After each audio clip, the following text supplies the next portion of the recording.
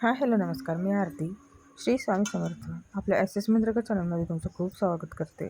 आणि आज आपण बघणार आहे इम्युनिटी बूस्टवाला एक असा पदार्थ जो रोज आपल्या घरात बनत असतो, पण आपल्याला माहिती नाही याच्यातून आपल्याला किती ताकद मिळत असते.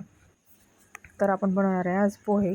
तर मी इथे घेतलेत कांदे, एक कांदा आहे मोठा आणि एक बटाटा आहे बारीक कापून घेतले मी, आणि एक टमॅटो आहे आणि थोडेसे ग्रीन पीस आहेत, हिरव्या मिरच्या आहेत आणि कोथिंबीर आहे. तर आपण ठेवली कढई. मी माझ्या पद्धतीने पोहे करून तुम्हाला दाखवते. मुलांसाठी करणार होते, तर तुम्ही सांगा तुम्ही कशा पद्धतीने पोहे करता. तर प्रत्येकाचे पदार्थ वेगवेगळे आहे आणि आपल्या भारतामध्ये असे कितीतरी प्रकार आहेत पोह्यांचे की जे आपल्याला माहीतही नसतील. तर हे बघा, आपले पोहे जे धुतलेले आहेत ना, त्याच्यामध्ये मी हळद आणि मीठ आणि चवीपुरती साखर घालून या पोह्यांना व्यवस्थित सगळं मिक्स करून घेणार आहे. हे असं केल्याने काय होतं माहिती आहे का, जी आपण मीठ फोडणीत घालतो ना, ते कांद्यात राहतं आणि मग कांदे खारट लागतात आणि पोह्यांना मीठ मिळत नाही. आणि पोह्यांवरती जर मीठ आणि साखर घातली ना, तर काय होतं, सगळ्या पोह्यांना हळद, मीठ आणि साखर इक्वल प्रमाणात लागते आणि त्याच्यामुळे पोह्यांची टेस्ट बिघडत पण नाही आणि सगळे पोहे व्यवस्थित पिवळे दिसतात. कारण की आपण जर हळद फोडणीत घातली आणि पोहे पांढरे तसेच धुवून घातले ना मध्ये, तर थोडे पोहे पांढरे आणि थोडे पोहे पिवळे होतात त्याच्यामुळं. तर हे बघा, मी फोडणीत ना मोहरी आणि थोडेसे शेंगदाणे टाकलेत, कारण शेंगदाणे जर फर्स्ट टाकले ना आपण तेलामध्ये तर क्रंची तसेच राहतात.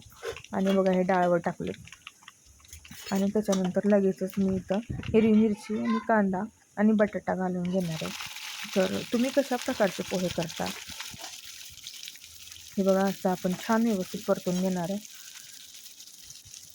कढीपत्ता मी याच्यासाठी नंतर घातला, कांदा घातल्याच्या नंतर, जेणेकरून करपू नये आणि कढीपत्त्याचा स्मेल मग छान व्यवस्थित पोह्यांना मिळतो. आणि जर आधी फोडणी कढीपत्ता घातला तर कढीपत्ता करपतो आणि कढीपत्त्याचा जो सुगंध असतो तो निघून जातो. त्याच्यामुळं 1-2 मिनटात आपण हे बटाटे व्यवस्थित फ्राय होईपर्यंत 2च मिनटं. हे बघा, असे छान बटाटे परतले गेलेत आपले. आणि त्याच्यानंतर आपण टमॅटो आणि मटार घातलेले आहे. मटार जर पहिला फोडणीत घातलं असतं ना, तर ते उडालं असतं, त्याच्यामुळं मटार मी नंतर घातले. हे बघा, असं छान व्यवस्थित परतून घ्यायचे आणि त्याच्यानंतर आपले जे पोहे आपण मिक्स करून ठेवले होते हळद आणि मीठ लावून, ते पोहे आपण त्यात घालून घेणार आहे आणि छान व्यवस्थित मिश्रण. मी उलटणं याच्यासाठी घेतले, उलटणं जर घेतलं ना तर पोहे तुटत नाहीत, असे अर्धे अर्धे होत नाहीत पोहे त्याच्यामुळं. आणि मग हे बघा, असं उलटण्याने व्यवस्थित सगळं मिक्स करून घेणार आहेत मी पोहे.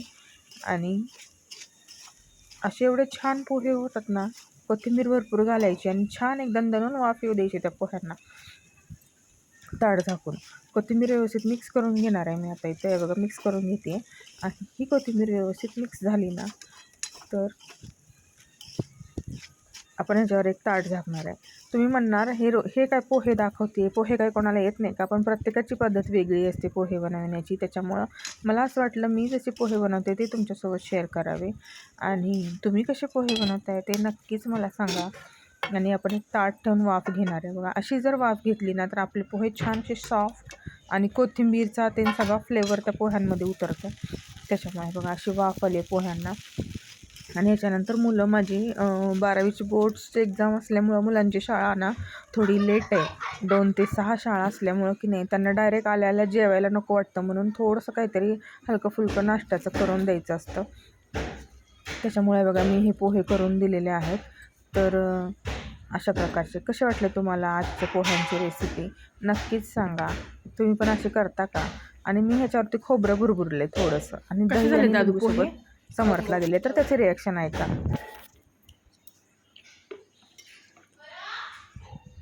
खूप मस्त छान झाले, थँक्यू.